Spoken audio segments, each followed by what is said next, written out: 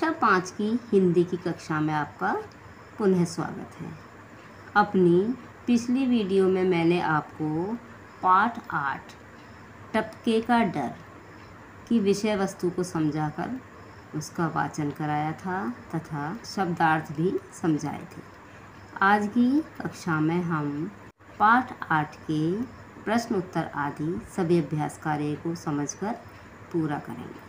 पाठ 8 टपके का डर अभ्यास प्रश्न उत्तर, जो कि आपके पाठ में से लिए गए हैं। प्रश्न नंबर 1, उसका सबसे छोटा पोता उसके पास ही सोता था और सोते समय दादी से कहानियाँ सुनता। इसके आधार पर ये प्रश्न का दादी के पास कौन सोता था? उत्तर, दादी के पास उसका सबसे छोटा पोता सोता था। ख, दादी पोते को कौन सी कहानियाँ सुनाती थी? उत्तर, दादी पोते को राजा रानी की कहानियाँ सुनाती थी। ग, आपको कहानियाँ कौन सुनाता है? उत्तर, मुझे कहानियाँ मेरे दादाजी सुनाते हैं। प्रश्न नंबर 2, यह टपका क्या मुझसे भी ज़्यादा बलवान है? जो बुढ़िया मुझसे नहीं डरती, टपके से डरती है। तो प्रश्न का कहानी में टपका कौन है? उत्तर, कहानी में टपका बारिश की बूंदों का छत से टपकता हुआ पानी है। प्रश्न नंबर ख, टपके से सबसे ज़्यादा कौन डरता था? उत्तर, टपके से सबसे ज़्यादा दादी डरती थी, क्योंकि उसने अपने पोते को बताया भी था। प्रश्न नंबर 3, कुम्हार इस झोंपड़ी के पास जैसे ही आया, शेर ने करवट बदली तो कुछ तिनकों पत्तों की आवाज़ हुई। अब इसके आधार पर प्रश्न है का, कुम्हार गधे की तलाश में किसके पास आया? उत्तर, कुम्हार गधे की तलाश में अपने दोस्त रामू और पंडित जी के पास आया। अंत में वह उसकी तलाश में खाई पोखरों में भी गया। प्रश्न नंबर ख, कुम्हार ने तिनकों पत्तों की आवाज़ सुनकर किसे 2 डंडे जड़ दिए और क्यों? उत्तर, कुम्हार ने तिनकों पत्तों की आवाज़ सुनकर शेर को 2 डंडे जड़ दिए, क्योंकि उसने अंधेरा होने के कारण शेर को अपना गधा समझ लिया था। प्यारे बच्चों, मैंने आपको प्रश्न 1 से 3 तक के सभी उत्तर लिखकर बता दिए हैं। अब प्रश्न नंबर 4, शेर किस कारण चुपचाप उठकर कुम्हार के साथ चल दिया? सही का निशान लगाइए। तो देखिए, सबसे सही उत्तर यह होगा टपके के डर के मारे। नंबर 5, किसने कहा किससे कहा? देखिए, यहाँ पर कथन है और यहाँ पर है किसने कहा तथा किससे कहा। तो देखिए का, मुझसे बचकर कोई रहा है आज तक? यह कुम्हार ने शेर से कहा। हाँ, नहीं भैया, मेरे यहाँ नहीं। यह रामू ने कुम्हार से कहा। ग, सबसे बड़ा डर टपके का है। यह दादी ने पोते से कहा। प्रश्न नंबर 6, कहानी में जो कुछ जिस क्रम से हुआ अनुसार घटनाओं को क्रमांक दीजिए। तो देखिए बच्चों, सबसे पहले यह होगा, पोते ने दादी से कहा, मुझे डर लग रहा है, नंबर 1। नंबर 2 पर आएगा, शेर टपके के डर से झोंपड़ी में छिप गया। नंबर 3, कुम्हार अपना गधा खोजने रामू के घर गया। नंबर 4, कुम्हार पंडित जी के पास जा पहुंचा। नंबर 5, कुम्हार खाई पोखरों में गधे की तलाश करने लगा। और अंत में नंबर 6 पर आएगा, कुम्हार ने शेर को खूब डांटा। अब बातचीत के लिए प्रश्न। नंबर 1, शेर को टपके से डर लगा। आपको किस किस चीज़ से डर लगता है बताइए। साथ ही पता कीजिए कि कक्षा के सभी बच्चों को सबसे ज़्यादा किससे डर लगता है। तो बच्चों, इस बारे में आप ही स्वयं बताएंगे, और जब कक्षा में आपके सब बच्चे हों तो आप उनसे पूछकर लिखिए। नंबर 2, बारिश आने पर हमारे आसपास क्या बदलाव होता है? तो बच्चों, बारिश आने पर जो आसपास के पेड़ पौधे होते हैं वे सब धुले धुले से लगते हैं, क्योंकि उनकी धूल मिट्टी सब धुल जाती है और जो थोड़ी गड्ढे वगैरह होते हैं इनमें पानी भर जाता है तथा मेंढक टर्टल करते हैं और चारों तरफ हरियाली भी छा जाती है। नंबर 3, आपने आज तक जितनी भी कहानियाँ सुनी हैं उनमें से आपको जो कहानी सबसे ज़्यादा पसंद है कक्षा में सुनाइए। तो बच्चों इस कहानी को भी आप सुनाएंगे। अनुमान और कल्पना। नंबर 1, कहानी टपके का डर में कुम्हार शेर जिन चीज़ों के बारे में अनुमान या अंदाज़ा लगाते हैं उन्हें लिखिए। तो क्या देखिए, कुम्हार ने अंदाज़ा लगाया कि बारिश के कारण उसका गधा इस झोंपड़ी में आकर बैठ गया है। वह झोंपड़ी में गया और अंधेरे में शेर को अपना गधा समझकर उसे 2 डंडे जड़ दिए।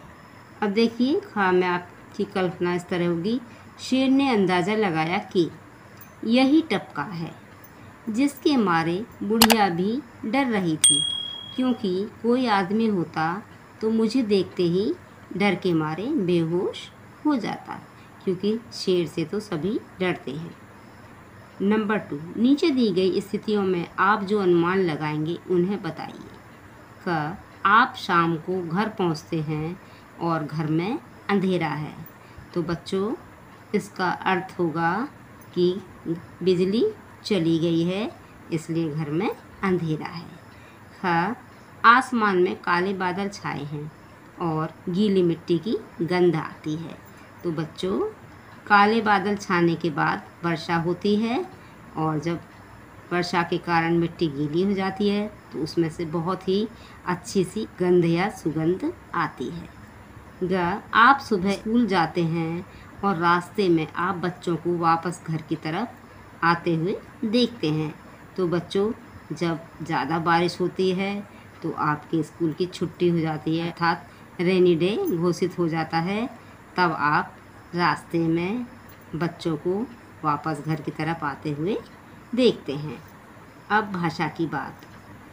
नंबर 1, पाठ में आए कोई 4 युग्म शब्द छांटकर लिखिए। तो बच्चे देखिए आपके पाठ में ये वाले युग्म शब्द आए हैं। क, अच्छे अच्छे। ख, सोचते सोचते। ग, मारा मारा। घ, भागते भागते।